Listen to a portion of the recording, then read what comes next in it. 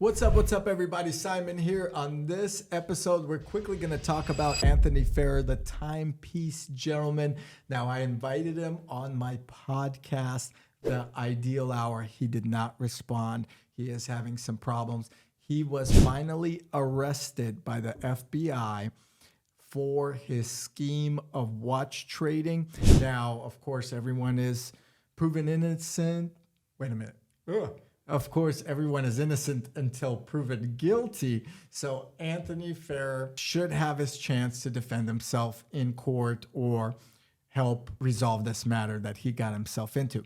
Now, if you're new to the channel, I have made a video about Anthony Ferrar a few years ago, actually, with concerns of him kind of disappearing his store and all of the watches. And if you guys are new to YouTube or don't know who this is, he does have a very interesting YouTube channel with over 100,000 subscribers, the Timepiece Gentleman. Anthony Ferrar is 35 years old, and he was able to build a pretty large-size business trading watches.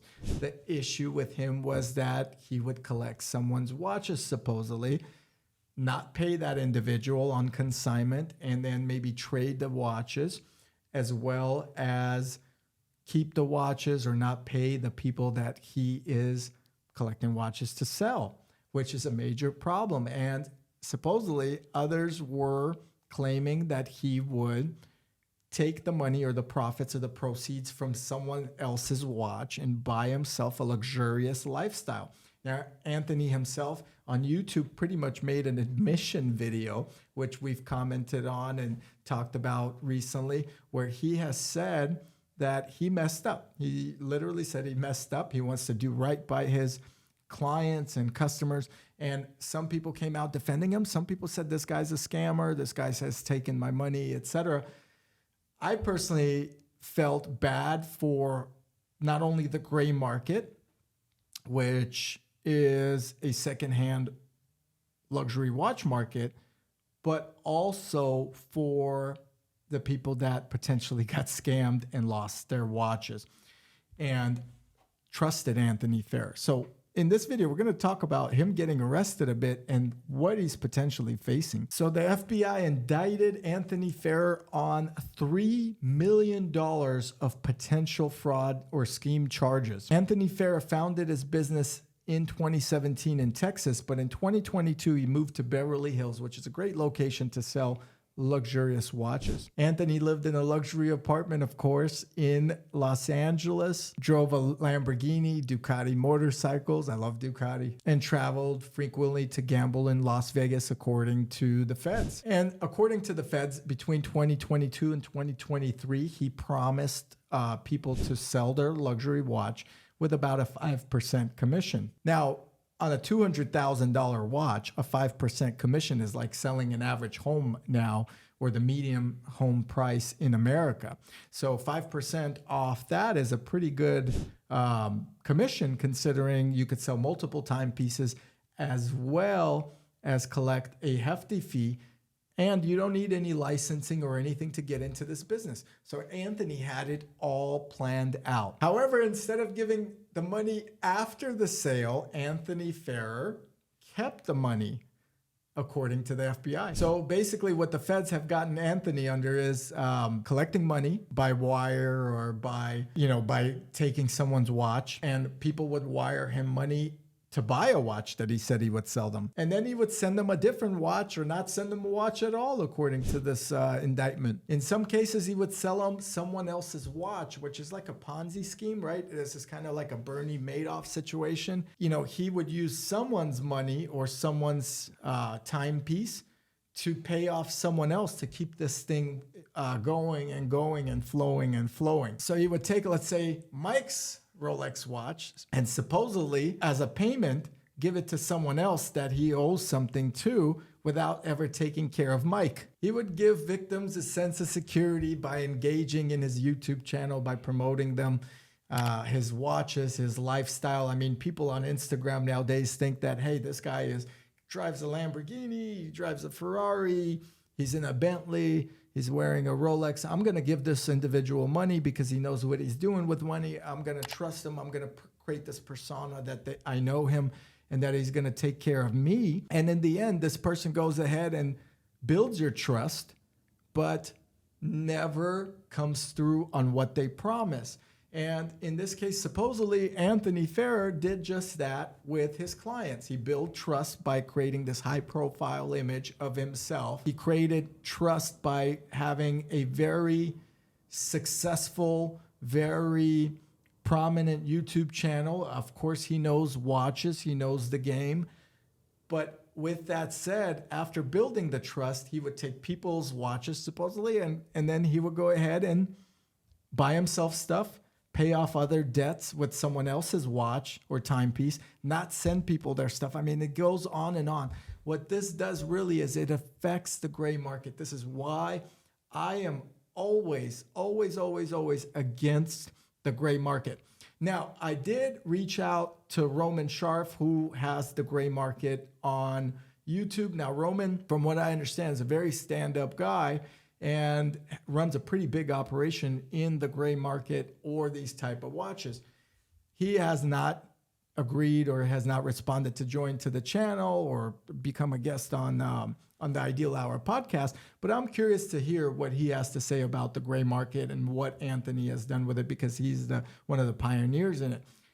But I do feel like incidences like this make me question. They make me question whether or not Rolex watches, Patek, Richard Mille, any of these watches out there that are of high net worth, Vacheron, can be traded, sold on the gray market. In fact, Mr. Wonderful recently stated that 1 in 10 Rolex Daytona watches, Rolex Daytonas, is fake out in the gray market today.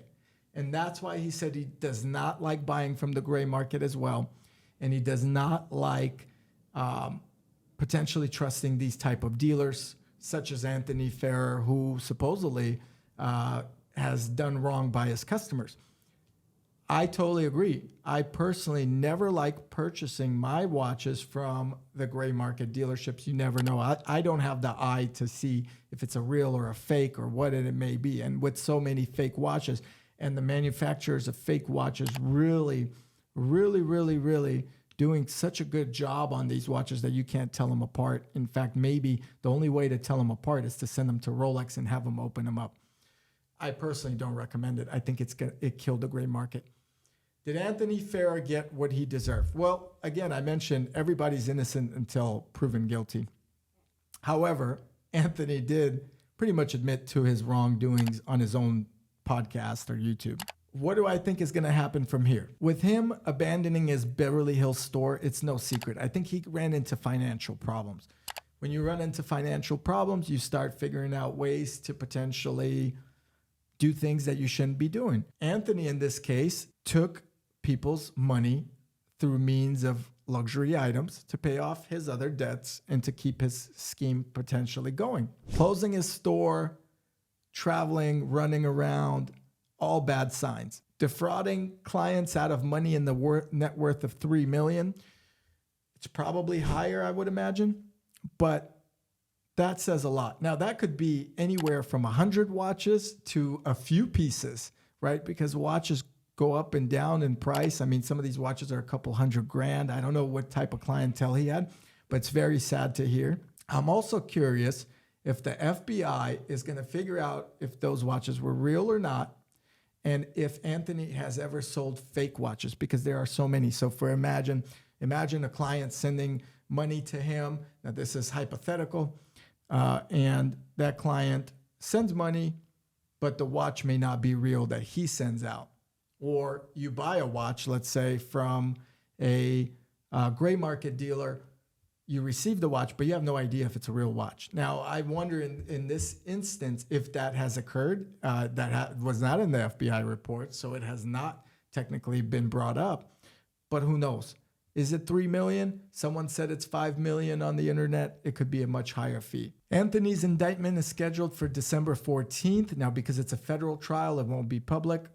He was arrested November 7th on wire fraud charges. He does face up to 20 years in prison. I do hope that he clears this situation up. I do hope the people that are claiming to be had or have been wronged are made whole, meaning that he takes care of those individuals. In the gray market, it's built on trust. And when you break trust from an individual seller, it seems like the whole market takes like a earthquake ripple effect. And I do hope it doesn't affect other dealers in the area. But I'd love to hear from some. So if you know any, or you are one, comment below. You guys want to see Roman Sharp on the Ideal Hour, do reach out to him. Let him know I totally want to talk to him about this whole experience and what it means to be a gray market dealer, etc. Anyway, this has been crazy because I kind of predicted it a few years ago. Then fast forward, he made a really weird video, which I made a video replying on. And then as of recent, he got arrested, now facing 20 years in prison, which a lot of people have been super happy about. But honestly, I'm not happy about it. I don't think it's good situation for anybody. There are people that lost money, and then I'm sure he's going through some hell.